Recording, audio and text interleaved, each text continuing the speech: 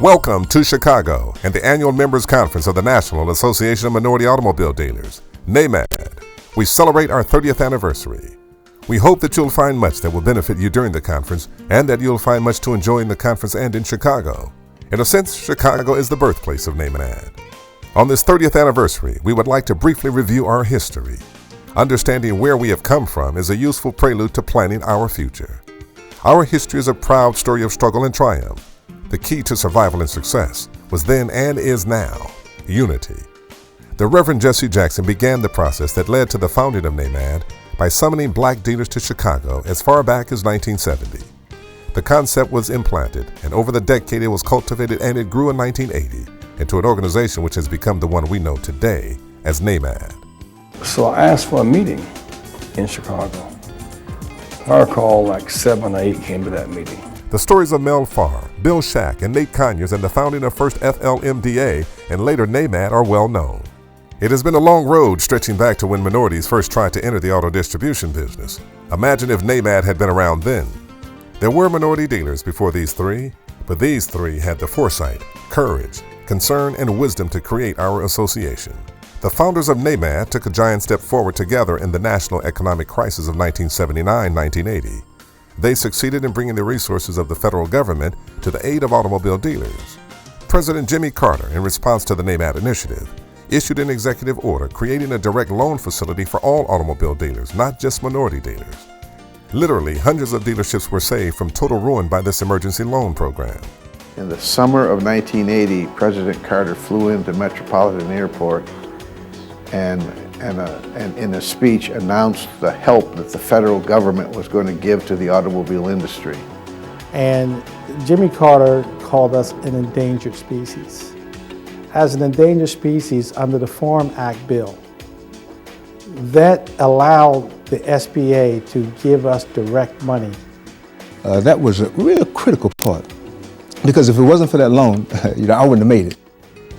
The experience introduced NAMAD to others in the field and demonstrated that diversity and unity makes excellent business sense.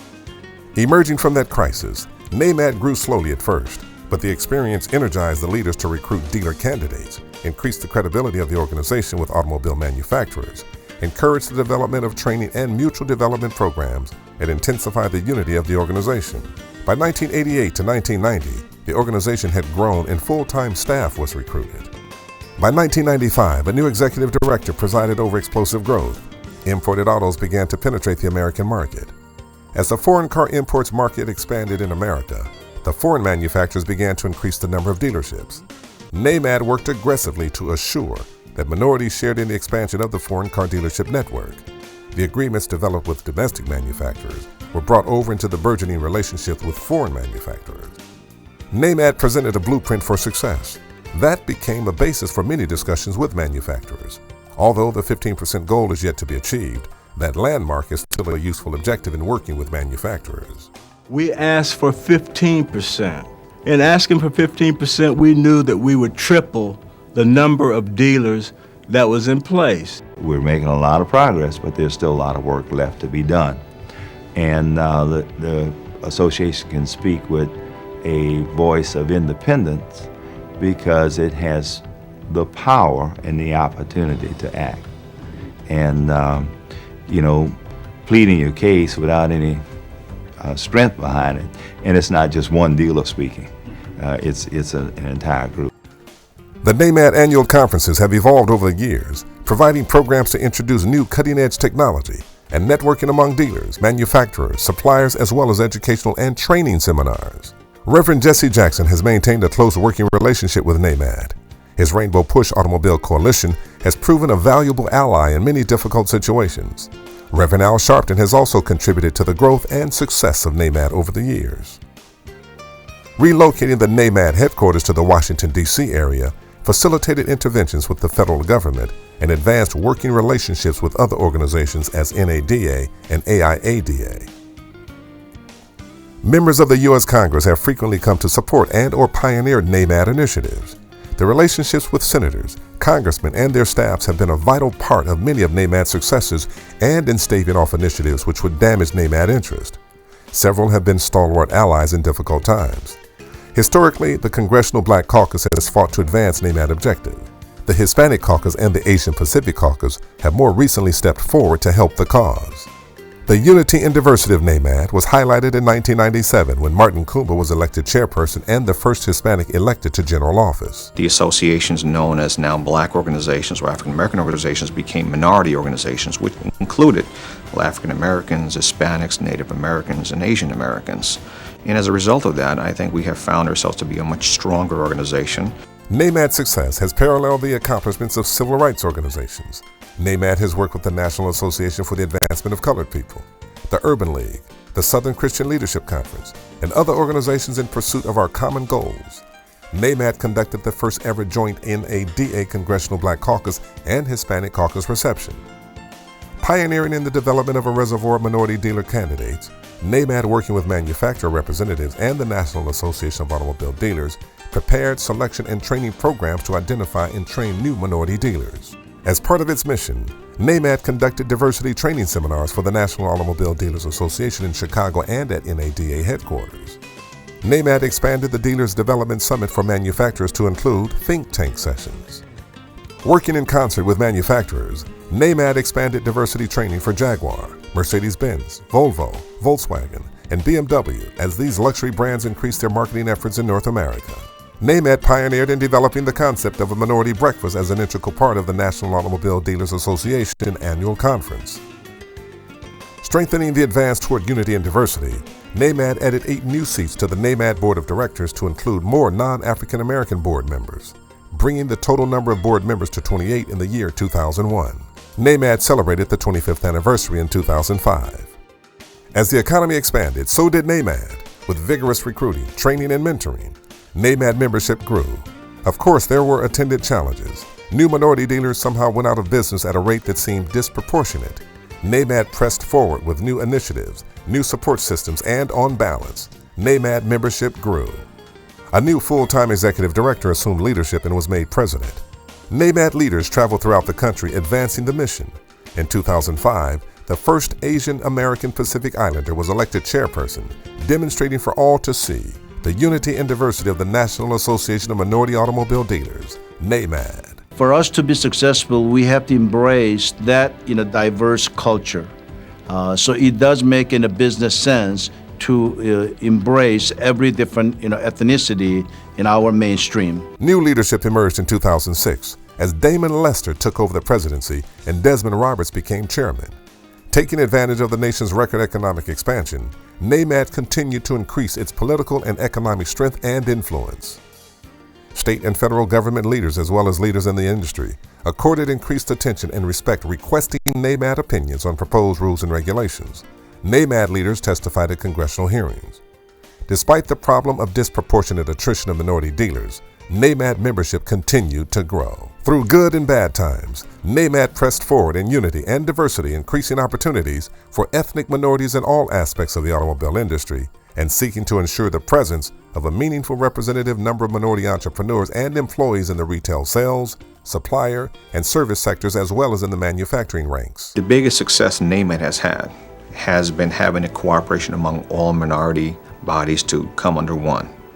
I know there's been talk of different organizations and separation and so on and so forth, but we have found when everybody speaks under one voice that is much beneficial.